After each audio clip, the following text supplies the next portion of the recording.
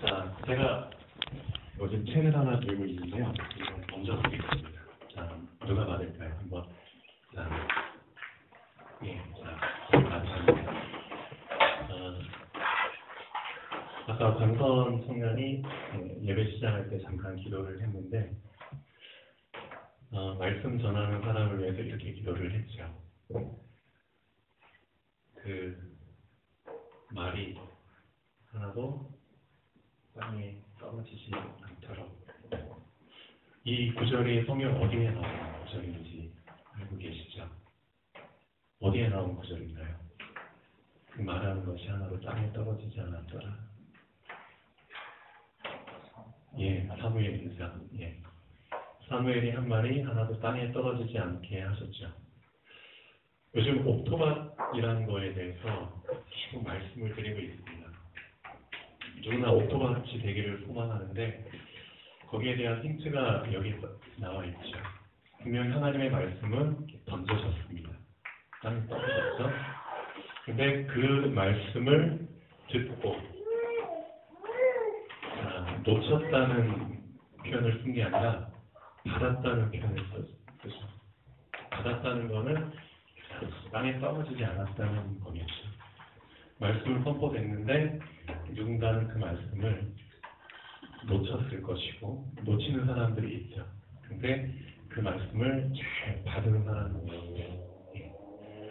아까 이제 강선이 기도를 들으면서 이 부분을 한번 다시 생각을 해봤습니다. 그렇구나. 저는 말씀을 전하는 입장에 서 있지만 저도 마찬가지입니다. 하나님이 주시는 말씀을 저도 놓치면 안 되겠죠. 정말 받아서 땅에 떨어지지 않으면 좋겠다는 그런 소망을 갖고 있습니다. 그리고 우리 권사님이 항상 기도하실 때 이렇게 기도하시죠. 이용준 집사님께서 누리시는 임마누엘의 축복이 전달이 되기를 원합니다. 그 기도를 때마다 정말 감사하면서도 참 죄송한 마음입니다. 그러면서 다시 한번 확인합니다. 정말 나는 임마누엘을 어느 정도나 누릴 수 있을까? 그 기도를 들을 때마다 제 자신을 계속 점검을 해봅니다. 지난주 결론이 이런 부분이었죠. 네 가지를 계속 공부해야 된다고. 나 자신을 공부해야 됩니다. 진짜.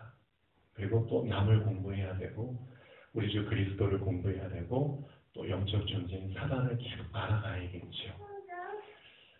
이번 주 지난주에 참 여러 가지 일들이 있었는데 좀 갈등이 생길 수밖에 없는 일들을 또 경험을 하셨죠. 광선이가 이제 금요일 철학을 잠깐 얘기했는데 그 갈등이라는 걸 통해서 참 감사하게도 나 자신을 공부하게 되는 계기가 됐었고, 그렇죠?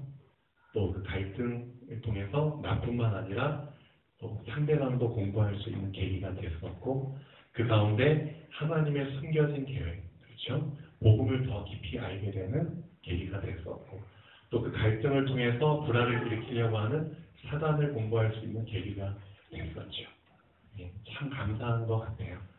우리가 말씀을 들었기 때문에 하나님은 그 말씀을 받게 하시기 위해서 땅에 떨어지지 않게 하기 위해서 놓치지 않게 하기 위해서 사실은 한 주일 동안 이런 일들을 경험을 하게 하시죠. 그래서 항상 말씀을 염두에 두고 산다면은 하나님은 그 말씀을 우리 걸로 소유하게 하기 위해서 그렇죠. 이런 일들을 허락하신다는 것을 알게 됩니다. 아까 주일학교 예배 때 정수빈 초등부 랩런트가 기도를 하는데 기도 마지막 부분에 이런 감사를 하더라고요. 하나님, 복음을 주셔서 감사합니다. 맞다. 하나님은 우리에게 복의 반대가 뭐죠? 화. 그렇죠. 화. 화음을 주신 게 아니라 복음을 주셨구나. 만약에 화음을 주셨다면은 다 그냥 불화가 넘쳐나는 세상이 될 텐데, 그렇죠? 서로 미워하고 시기하고 그냥 잡아먹지 못해 안달인 그런 세상이 됐을 텐데, 하나님은 복음을 주셨구나. 그렇죠? 그 복음을 붙잡았을 때, 그렇죠? 나뿐만 아니라 나도 살게 되고 남도 살게 되는 하나가 되게 하는, 연합하게 하는 그런 귀한 걸 주셨구나. 다시 그런 부분을 확인하게 됐습니다. 저는 이제 우리 주일 학교 예배 드릴 때 랩런트들한테 기도를 시키잖아요. 그럼 진짜 되게 설레는 마음으로 기도를 듣습니다. 아, 오늘은 이 랩런트가 어떤 내용으로 기도를 할까? 진짜 막 기대가 돼요. 그래서 제 마음 같아서는 애들이 하는 기도들을 쫙 녹음해가지고 그래서 계속 연결해가지고 그냥 계속 테이프로 듣고 다니고 싶은 마음도 있습니다. 너무나 그 기도를 들을 때 어떻게 보면은 참 고차원적인 내용의 기도는 아니에요. 그렇죠? 그렇지만 그 안에 담긴 그 순수함, 그것을 나도 붙잡고 싶다. 나도 느끼고 싶다. 그런 간절함이 있잖아요. 괜히 아이들의 기도를 들으면 제 마음도 깨끗해지는 것 같고 제가 한 발짝 더 예수님께 나가는 것 같은 그런 느낌이 들 정도로 참 아이들의 기도를 참 많이 소망하고 있습니다. 근데 어느새 아이들의 기도가 정말 이 기도로 자꾸 이제 성장해 가는 걸 느껴요. 어떨 때는 전혀 복음과 상관없는 기도를 드리던 애들이 어느샌가 복음의 기도를 하고 있는 것을 참 많이 느낍니다. 아이들도 많이 성장을 하고 있구나. 그렇죠? 씨가 심겼는데 농부는 그렇죠. 그 씨가 자란 것을 못 느끼죠. 자고 일어나는 중에 농부하고는 상관없이 그 씨가 뿌리를 내리고 자라나는 것처럼 우리 랩런트 아이들도 지금 이런 성장을 하고 있구나. 근데 그것을 기도할 때마다 계속 느끼죠. 참 감사하다. 자, 서론이 좀 길었는데요. 지난주 말씀의 서론은 그겁니다. 네 이름이 무엇이냐. 자, 누구를 만나기 위해서 예수님이 갈릴리 호수라는 큰, 그렇죠? 바다와 같은 호수를 건너서 저 거라사 지방까지 갔을까요? 계속 하루 종일 귀한 말씀을 쭉 전해주시다가 그 다음에 이제 오후 저녁 때 될 때쯤에 저녁도 안 드시고 배를 타고 건너편으로 건너가시죠. 누구 한 명 만나기 위해서 가셨냐? 그 거라사의 정신, 귀신 들린 자를 만나기 위해서 가셨다는 거죠. 그럼 왜 굳이 이런 일정을 소화를 하셨냐? 저는 지난주에 이제 거기에 대해서 말씀을 드렸습니다. 우리가 알지 못하는 엄청난 영적 존재, 사단이라는 것, 그렇죠? 우리는 사단을 잘 모르고 있다는 거죠.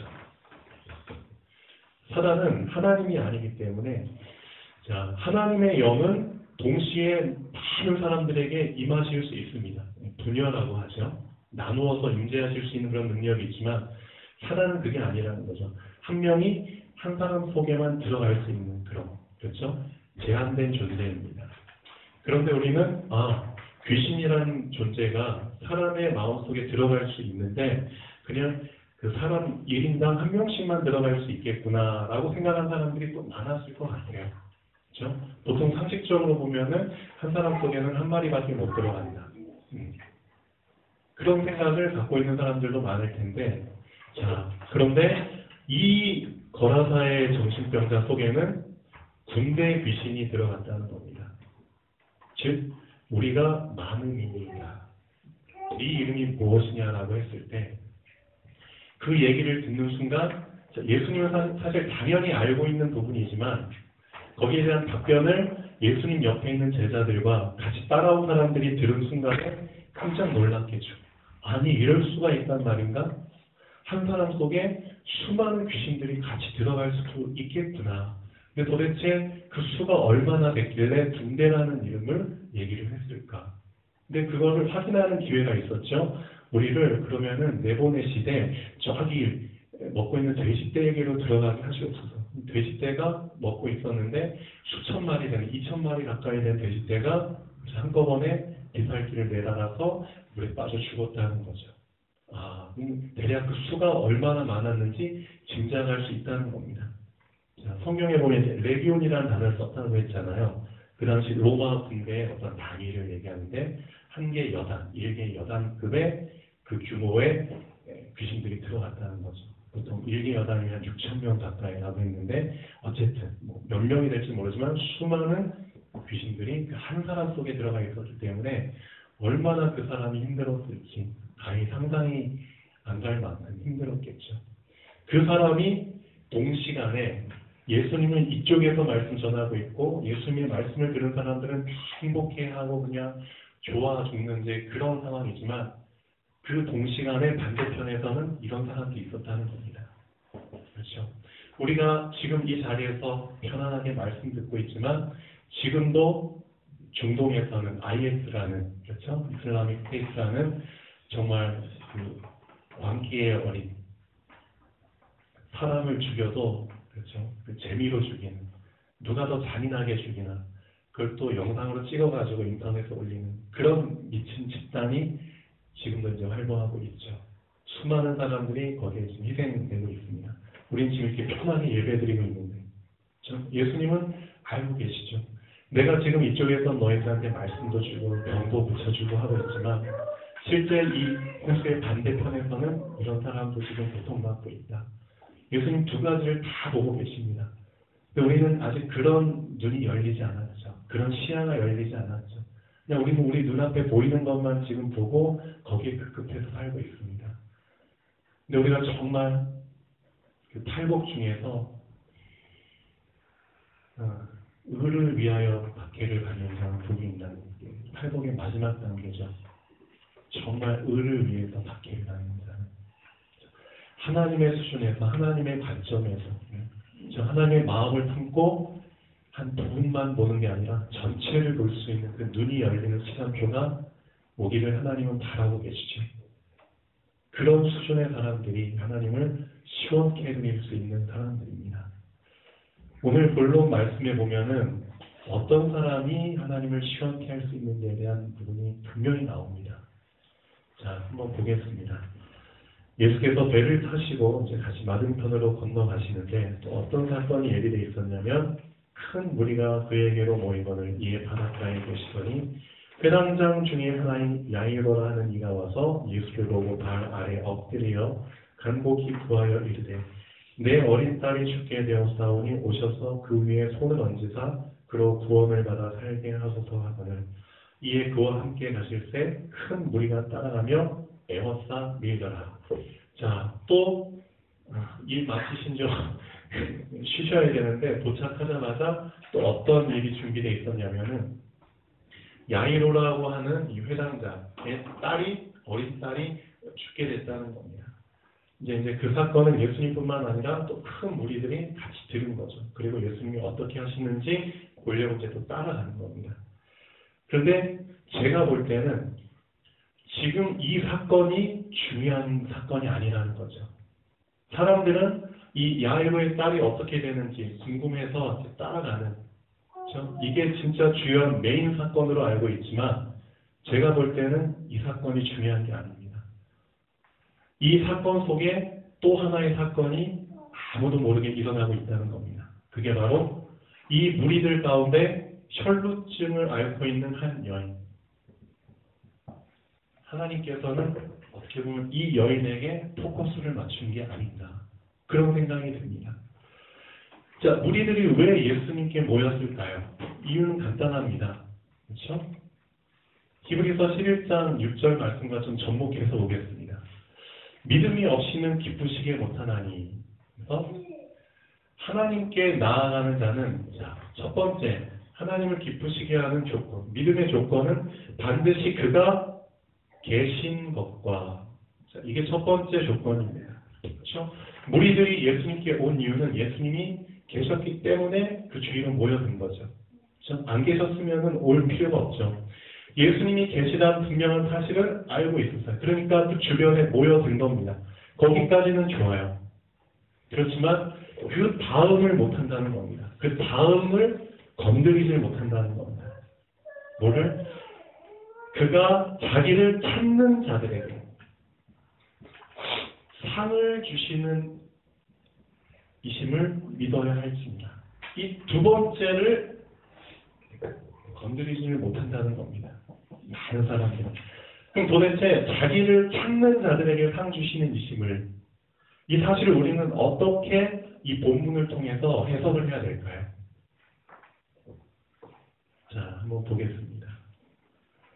본론 2번에 12해를 혈루증으로 알아온 한 여자가 있어 많은 의사에게 많은 괴로움을 받았고 가진 것도 다 허비하였을 때 아무 효험이 없고 도리어 더 중하여졌던 차에 예수의 소문을 듣고 무리 가운데 끼어 뒤로 와서 그의 옷에 손을 대니 이는 내가 그의 옷에만 손을 대어도 구원을 받으리라 생각한 일러라. 이에 그의 혈루 근원이 곧 마름에 병이 나은 줄을 몸에 깨달으니라.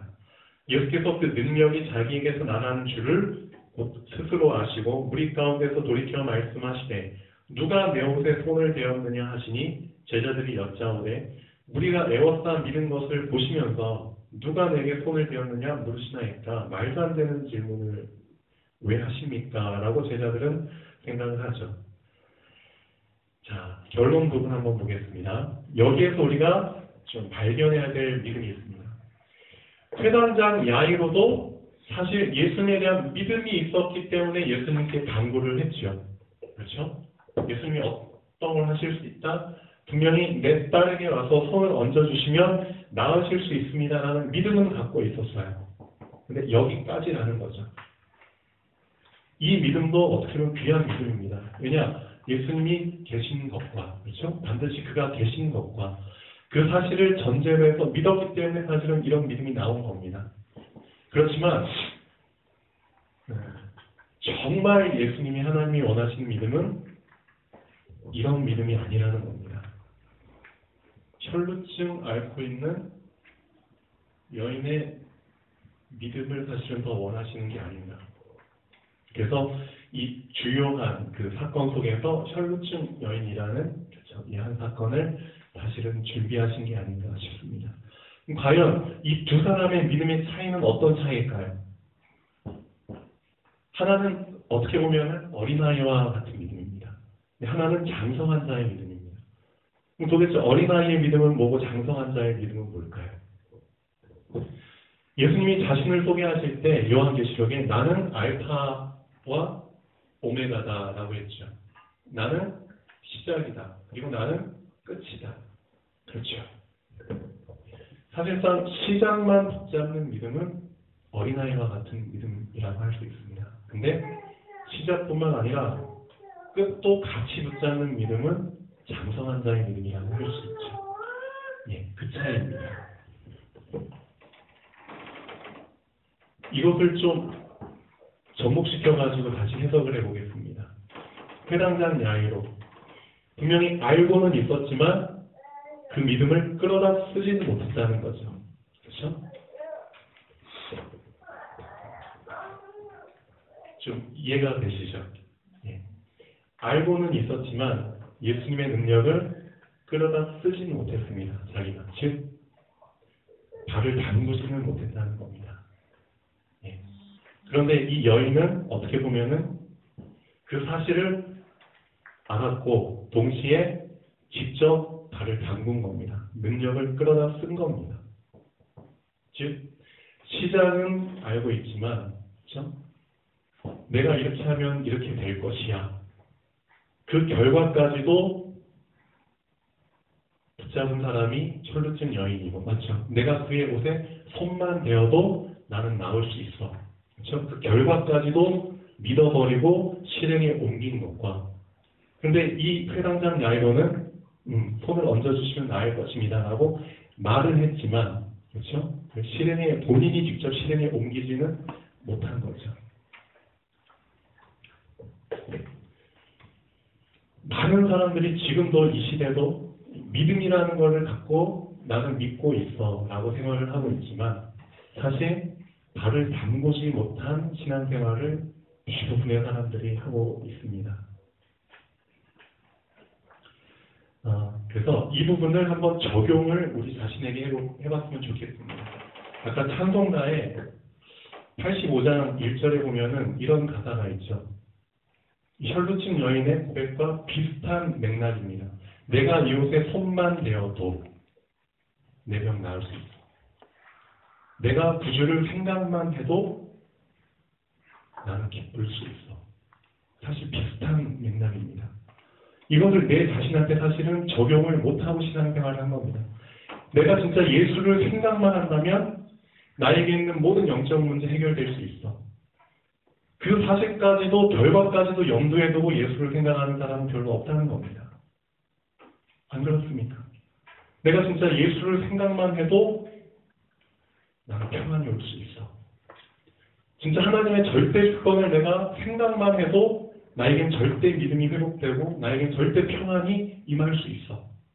그런 결과적인 부분까지도 생각을 하고, 그렇죠?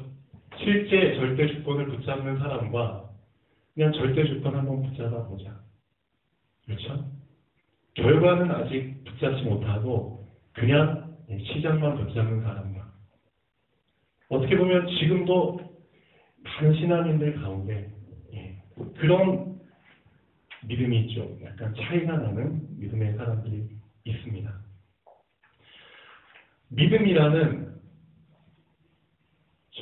바다. 믿음이라는 바다에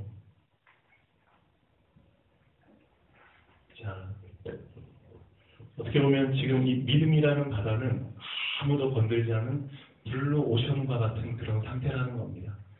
사람들이 지금 너도 나도 하나님을 믿고 있지만 실제 발을 담근다는 개념이 있잖아요.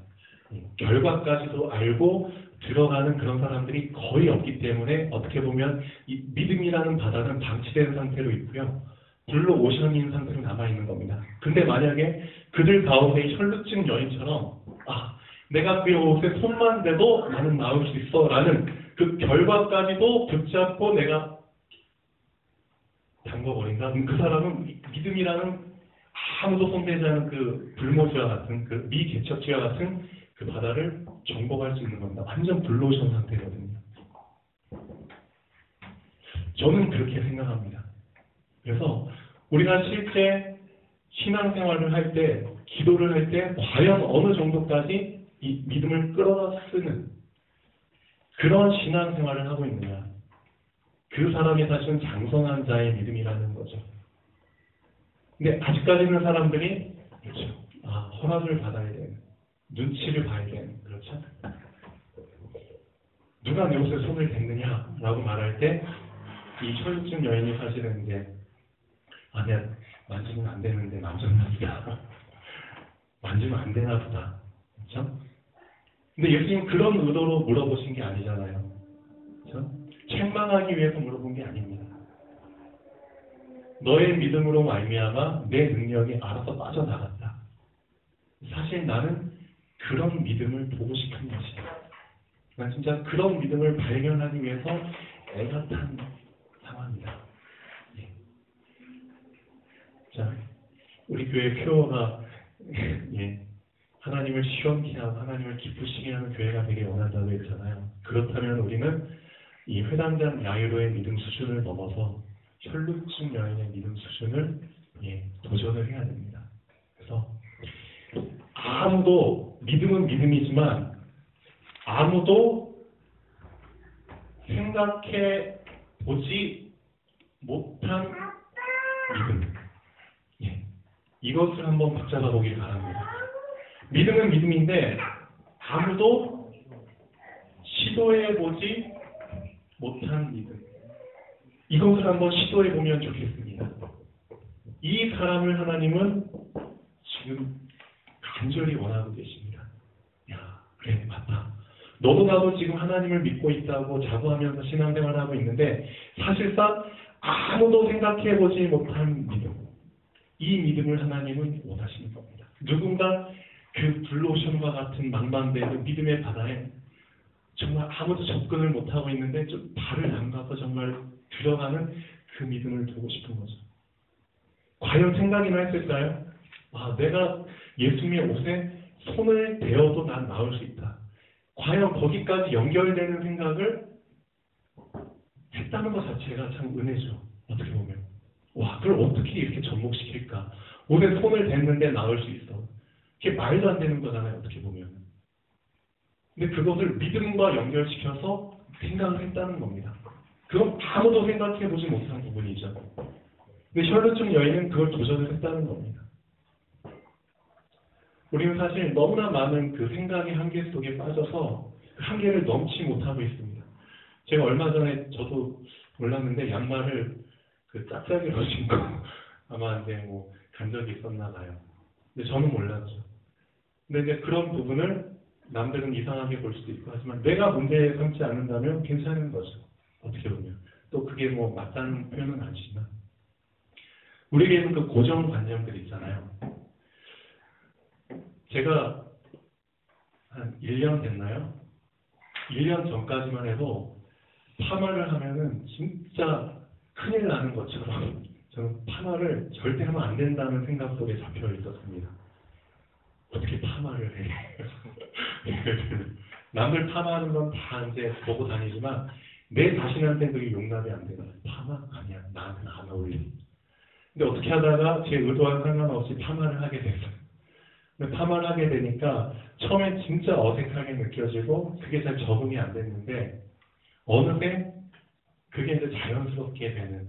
요즘은 이제 제가 자주 가는 미용실이 있는데 거기에서 사장님이 알아서 이제 머리가 좀 이제 저는 지금 머리 위에가 좀 약간 솟아 올라와야지 좀 자연스럽다고 하시면서 알아서 파마를 해주시더라고요. 그래서 이제 그런가 보다 자연스럽게 파마를 받습니다. 네. 그런 것처럼 만약에 그런 한계를 뛰어넘게 되면은 어떻게 보면은 그 내가 지금까지 경험해보지 못한 전혀 새로운 세계를 내가 또 다양하게 접할 수 있는 게 되잖아요. 그처럼 그것도 어떻게 보면 저한테 블루 오션과 마찬가지라는 겁니다. 지금까지는 내 스타일만 고집했었는데 다른 스타일도 계속 받아들이면은 너무나 많은 것들을 내가 또 경험할 수 있죠. 그런 부분들을 사실 우리 신앙에 접목을 못 시키고 있다는 겁니다. 내 중심적인 신앙생활. 그렇죠? 이 한계를 넘지 못하면 사실 나 자신은 신앙생활을 편하게 할 수 있을지 모르지만 남을 살리는, 남을 도와주는, 남을 수용하는 신앙생활은 절대 불가능합니다. 즉 전도하고는 상관없는 삶을 살다 죽게 되는 거죠. 오늘 말씀의 그 제목을 한번 좀 잘 질문을 해봤으면 좋겠습니다. 아, 맞다. 난 지금까지 예수님의 옷에 손을 대는 신앙생활을 해왔는가?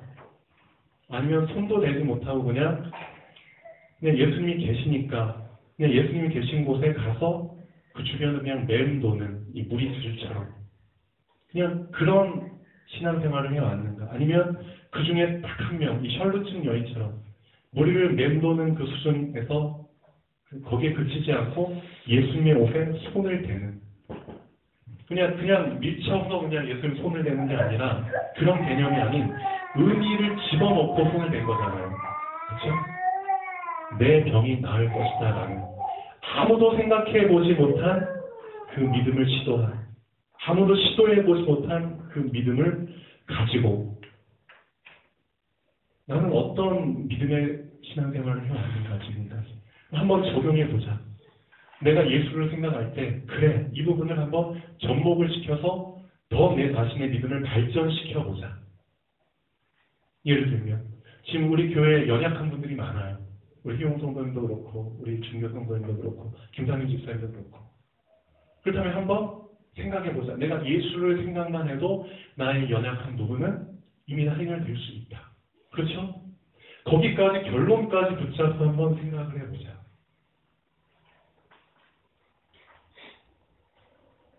근데 막상 그런 도전은 안 하고 이제 신앙생활을 많은 사람들이 해온다는 거죠. 예. 자, 예수님이 이 일 행한 여자를 보려고 둘러보시니 여자가 자기에게 이루어진 일을 알고 두려워하여 떨며 와서 그 앞에 엎드려 모든 사실을 여쭈니 예수께서 이르시되 책망한 게 아니죠. 오히려 칭찬하시죠. 따라 네 믿음이 너를 구원하였으니 평안히 가라. 네 병에서 놓여 건강할지어다. 사실 예수님은 이런 믿음을 주시기를 원하시는 겁니다. 어린아이 수준에서 장성한 자의 수준을 넘어갔을 때 이제 마가복음 한번 보시죠. 16장 17절에서 18절까지 나옵니다. 아예 너희가 주인은 아니지만 주인은 나다. 근데 너희에게 주인과 같은 권한을 주겠다. 즉 청지기적인 믿음과 권한을 주겠다는 겁니다. 모든 권세는 나에게 있다. 그렇지만 내가 너희들을 파송한다. 그리고 너희한테는 어떤 권한이 주어질 것이다. 마가복음 16장 17절 18절 믿는 자들에게는 이런 표적이 따르니 곧 그들이 내 이름으로 귀신을 쫓아내며 새 방언을 말하며 그렇죠? 내 이름을 사용해라. 허락받지 말고 그냥 사용해봐라. 내 이름으로 한번 쫓아내봐라. 또 새 방언을 말하며 뱀을 집어올리며 무슨 독을 마실지라도 해를 받지 않으며 병든 사람에게 손을 얹은 즉 나으리라. 그렇죠? 이 여인처럼 병든 사람에게 손을 얹으면 낫는다는 거죠. 너희가 주인은 아니지만 그렇죠? 그 주인이 모든 권세를 이임한 청지기라는 겁니다. 그 청지기적인 그렇죠? 권한을 부여받게 됩니다. 요셉이 받은 이런 권한들이죠. 노예로 팔려갔지만 보디발이 그렇죠? 자기와 자기 와이프만 이렇게 제외하고 모든 걸 다 관장할 수 있는 권한을 주시죠. 가정 총무로 삼아주시고 또 누명을 쓰고 감옥에 갔지만 감옥에서도 그 감수장이 모든 권한을 다 일임을 하죠. 청지기적인 권한입니다. 근데 우리는 잘못 알고 있어요. 모든 걸 다 예수님께 물어보면서 신앙생활을 해야 되는 예수님 저 왼쪽으로 가야 됩니까? 오른쪽? 예수님 저 이 옷을 입어야 됩니까? 저 옷을 입어야 됩니까? 좋아요. 그게 잘못됐다는 게 아닙니다. 근데 그거는 사실 어린아이 신앙과 같은 거라는 거죠. 장성한 사람이면은 그렇죠? 성장했으면은 알아서 자기가 알아서 하는 겁니다. 예. 어린 아이기 때문에 24시간 케어를 해줘야 되지. 만약 장성한 자 다 컸다면 아빠는 아들한테 그렇죠? 다 맡기는 거죠. 경영 그런 승계할 때도 그렇죠? 그런 경영 교육을 받는 기간 동안에는 다 일일이 간섭을 해주지만 다 승계 교육을 딱 마치고 제가 맡게 되잖아요. 그러면은 이제 다 일임을 하는 겁니다. 그런 것처럼. 근데 그 일임을 받기 전에 뭐가 중요하냐? 그렇죠? 함부로 그 권한을 자기 사리 사욕을 위해서 써서는 안 되니까. 그게 문제죠. 그렇기 때문에 제대로 제사장의 시간표를 거쳐야 된다는 겁니다. 항상 주종 관계를 놓치지 말아라. 내가 주인이고 너는 청직이다. 그렇죠? 내가 주인이고 너는 종이다. 항상 그 감사를 놓치지 말아라. 그렇죠? 이 제사장의 시간표를 제대로 거치라는 거죠. 그리고 내가 간 길을 계속 따라가면서 배워라. 선지자의 시간표죠. 그렇죠? 나의 의도가 뭔지, 나의 의중이 뭔지, 나의 계획이 뭔지를 한번 계속 따라다니면서 확인해봐라. 눈만 봐도 알 정도로. 그 예수님의 생각과 의도, 의중을 확실하게 이해했을 때 그때 비로소 권한을 준다는 겁니다. 왕의 시간표. 그렇죠? 이 시간표를 잘 거쳐서 우리가 왕적인 믿음을 소유하고 그 믿음을 그렇죠. 제대로 쓰게 됐을 때 그때 사실은 하나님을 기쁘시게 할 수 있는 게 아닌가 싶습니다. 그래서 믿음이 없이는 기쁘시게 못한다고 했는데 그 믿음을 간단하게 생각하지 마십시오. 회당장 야이로 수준에서 믿음을 생각하시면 안 됩니다. 정말 하나님을 기쁘시게 하는 믿음은 혈루증 여인과 같은 믿음을 끌어다 쓸 수 있는 아무도 시도해보지 못하고 아무도 생각해보지 못하는 그 믿음의 바다에 도전해서 갈 수 있는 그런 믿음. 예. 자, 결론 부분 보겠습니다. 회당장 야이로와 혈루증 여인이 붙잡은 믿음은 같아 보이지만 사실은 전혀 다른 믿음입니다. 수준이 다르죠. 시작만 붙잡는 믿음이 있고 시작과 끝, 그렇죠? 결론까지 다 붙잡는 믿음이 있습니다. 그런 믿음의 적용을 한번 이번 주부터 해보시면 좋겠습니다. 히브리서 11장 6절 믿음이 없이는 하나님을 기쁘시게 못하나니 하나님께 나아가는 반드시 그가 계신 것과 이 수준을 뛰어넘어서 또한 그가 자기를 찾는 자들에게 창조시는 이심을 믿어야 할지니라. 자기를 찾는다는 거는 사실 철로친 여행과 같이 누가 내 옷에 손을 대었느냐 이런 개념입니다. 찾는다는 의미는 손을 대는, 어떻게 보면 의미를 담고 손을 댄다는 거죠. 결론 부분까지 알고. 어제 우리 목사님과 잠깐 얘기를 나눴지만 어떻게 보면 같은 맥락입니다. 행함이 없는 믿음은 죽은 믿음이라는 것도, 그렇죠? 믿으면 당연히 결론 부분까지 알 수밖에 없는 거잖아요. 그리고 행할 수밖에 없는 거잖아요. 예, 그렇죠? 주님이 주시기를 원하시는 믿음이 마가복음 16장 17절 18절에 잘 나와 있습니다. 자, 예수님이 제자들을 파송하실 때 이런 믿음의 수준을 원하시고 믿음을 주셨습니다. 자, 이런 믿음을 소유할 수 있도록 충실히 제사장, 선지자, 왕의 시간표를 잘 따라가시면서 이번 한 주일 동안 정말 이 질문을 해보시면 좋겠습니다. 누가 무엇에 손을 대었느냐? 하나님, 저는 과연 예수님의 옷에 손을 대는 그런 믿음을 갖고 있습니다. 그런 믿음을 보여드리고 있습니다. 잘 기도해 주시고 이번 한 주를 지냈으면 좋겠습니다. 기도하겠습니다. 살아계신 하나님 아버지, 정말 감사합니다.